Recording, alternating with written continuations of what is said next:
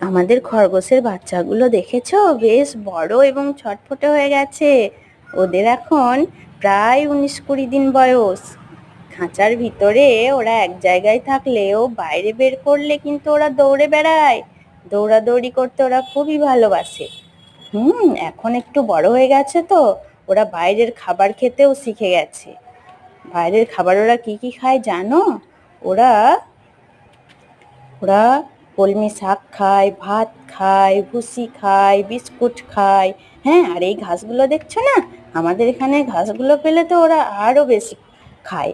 খুব দেখো দেখো কেমন খাবে, দেখো ঘাসগুলো কুটকুট কুটকুট কুটকুট করে খেতেই থাকবে। দেখো এই দেখো খাচ্ছে, দেখেছো? ভিডিওগুলো ভালো লাগলে অবশ্যই লাইক, শেয়ার, কমেন্টস এবং সাবস্ক্রাইব করো।